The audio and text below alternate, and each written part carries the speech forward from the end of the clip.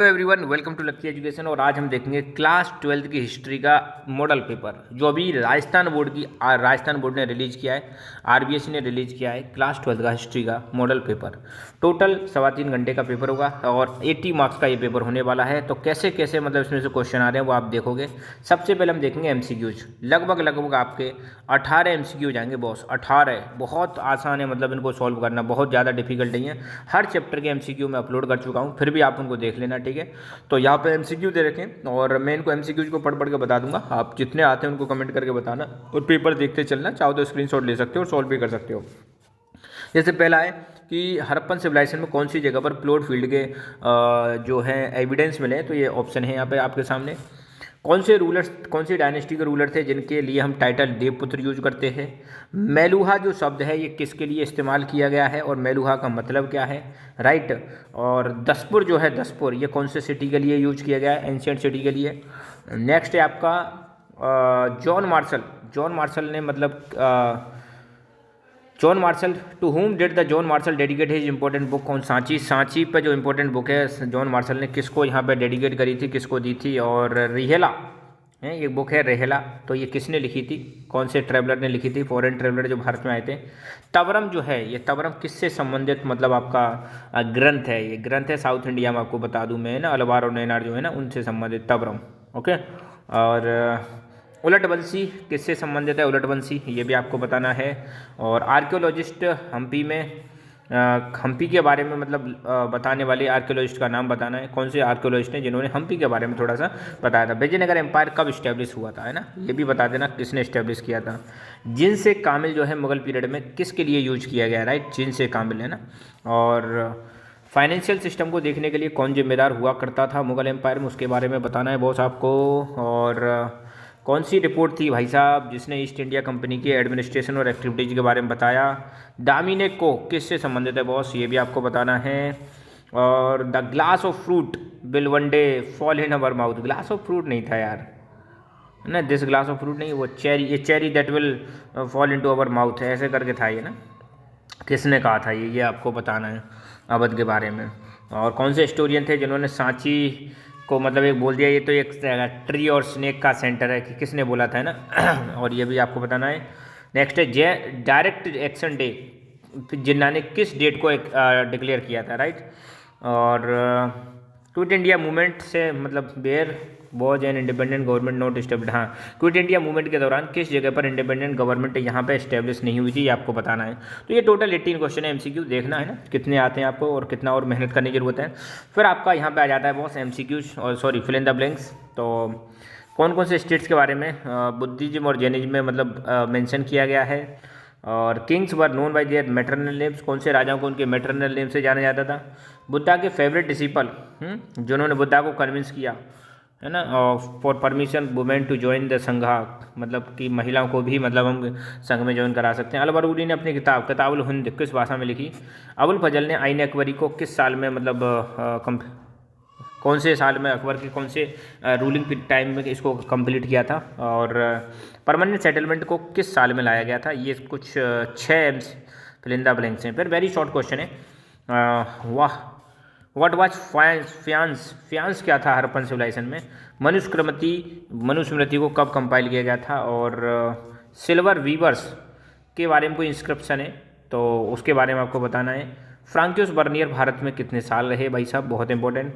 मोहम्मद बिन तुगलक किसके मतलब उनके प्रीचेस से खुश थे जिसकी वजह से उन्होंने लाखों रुपए डोनेट कर दिए और 200 स्लेब्स भी दिए थे, तो इसके बारे में बताना है। और what was the name of Alvar women in Bhakti movement में अलवार महिलाओं के नाम बताओ। और वीर सैप ट्रेडिशन और लिंगायत ट्रेडिशन को कर्नाटक में किसने लीड किया था। और रूरल इकोनॉमी को कितने कंपोनेंट में डिवाइड कर सकते हैं।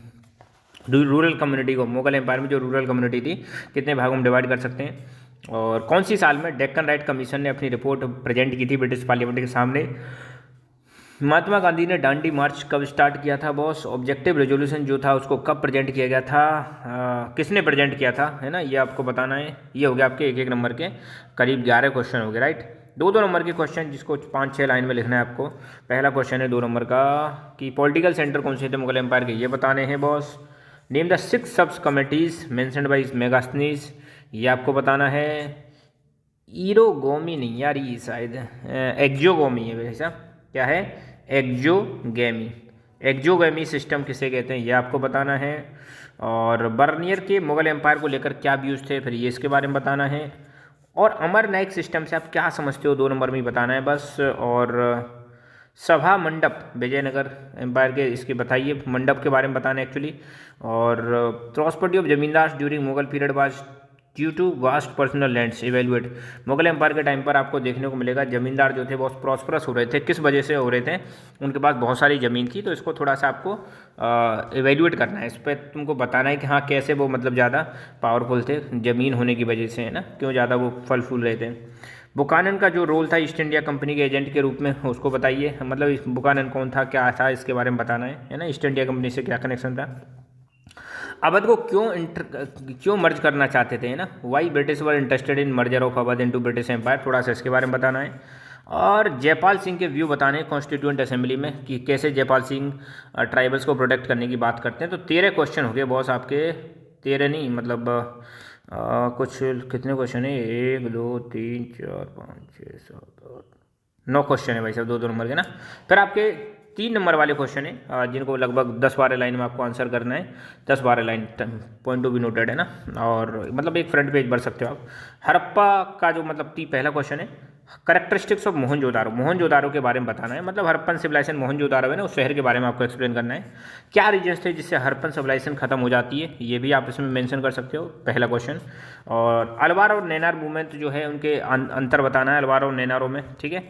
चिश्ती ऑर्डर के क्या क्या फीचर्स थे उसके बारे में आपको समझाना है, दूसरा क्वेश्चन 3 नंबर का। और अंग्रेजों ने कौन सी स्टेप्स ली थी 1857 की रिवोल्ट को सप्रेस करने के लिए। और discuss in the context of nationalist visual imaginary, जो विजुअल्स दिखाए गए 1857 वाली बुक में, वो मतलब चैप्टर में, उसके बारे में थोड़ा सा बताना है। और कॉन्स्टिट्यूएंट असेंबली के मेंबर्स थे, उनका क्या रोल है। और एक लीडर थे भाई साहब NG रंगा, they need support, they need a leader. तो भैया NG रंगा के इस स्टेटमेंट के बारे में आपको समझाना है। फिर है आपके ऐसे टाइप क्वेश्चन जिनको मतलब ढंग से आपको लिखना है, 2-2.5 पेज में कम से कम लगा लो।